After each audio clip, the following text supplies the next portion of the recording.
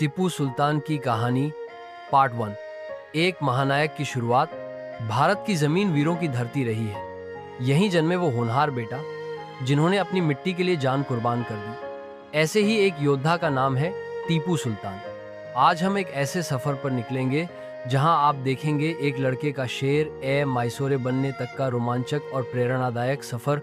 And वो डॉच देवनहल्ली 1751। खूबसूरत गांव, पेड़, खेत, बैलगाड़ी, चिड़ियों की चहचहाट। 1 दिसंबर 1751 एक छोटे से गांव देवनहल्ली, आज का कर्नाटक में एक बच्चे का जन्म हुआ। उस दिन बादलों ने जैसे स्वागत किया हो एक महान आत्मा का। उस बच्चे का नाम रखा गया सुल्तान फतेह अली साहब टीपू। टीपू का जन्म।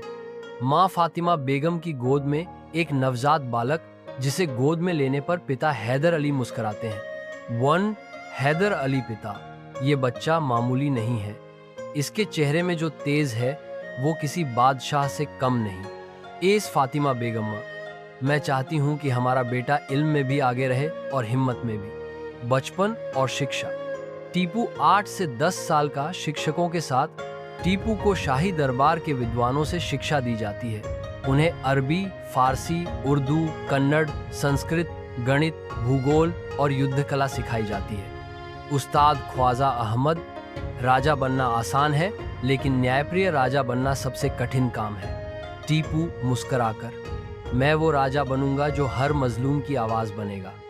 दृश्य। टीपू तीरंदाजी और तलवारबाजी सीख रहा है। नक्शे पर भारत के राज्यों की जानकारी ले रहा है। युद्ध प्रशिक्षण के साथ विज्ञान में रुचि दिखा रहा है। पिता हैदर अली की छाया में। हैदर अली एक साधारण सैनिक से मैसूर के सुल्तान बने थे। वे अंग्रेजों से लोहा लेने वाले पहले दक्षिण भारतीय शासकों में से एक थे। मान हैदर अली टीपू से, बेटा यह जमीन हमारी माँ है। ये अंग्रेज जो खुद को व्यापार के बहाने लाए हैं इसे हड़पना चाहते हैं। हमें इसे बचाना है। टीपू, अब्बा मैं तलवार उठाना सीख गया हूँ, बस अब इजाजत चाहिए कि मैं आपके साथ युद्ध में उतर सकूं। हैदर अली मुस्कुराते हैं लेकिन आंखों में चिंता। तू मेरा फख्र है, पर याद रख तलवार से पहले दिमाग चलाना ज्यादा जरूरी होता है। भाग्य का संकेत। एक दिन टीपू जंगल में एक घायल बाघ को देखता है। बाघ एक शिकारी से लड़ चुका था। टीपू उस घायल बाघ के सामने खड़ा होता है। संगीत गहन होता है। बाघ गुर्राता है। टीपू की आंखों में डर नहीं होता। टीपू धीरे, तू भी घायल है और मैं भी। फर्क सिर्फ इतना है कि तू जंगल का राजा है और मैं अपने देश के लिए लड़ने वाला सैनिक। चल, दोनों जख्म साथ में सह लेंगे। टीपू बाघ की आंखों में देखता है। बाघ शांत हो जाता है। यह दृश्य टीपू के जीवन का प्रतीक बन जाता है। टाइगर ऑफ माइसोर जो टीपू का प्रतीक बनता है। Tiger of Mysore. टीपू अब सिर्फ एक बालक नहीं था, वो एक विचार था, एक सपना था, एक ऐसे भारत का जो स्वतंत्र हो, वैज्ञानिक हो और सभी धर्मों को साथ लेकर चले। और तभी एक खबर आती है, ब्रिटिश ईस्ट इंडिया कंपनी दक्षिण भारत की ओर बढ़ रही है।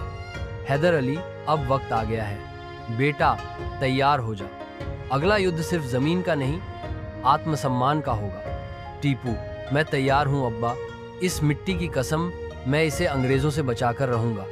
ये था शुरुआत एक शेर की जो अपने देश के लिए दहाड़ने को तैयार था।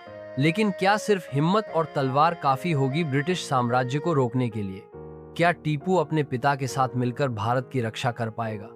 अगले भाग में देखें टीपू का पहला युद्ध, हैदर अली का असली चेहरा, ब्रिटिश जाल और चालें।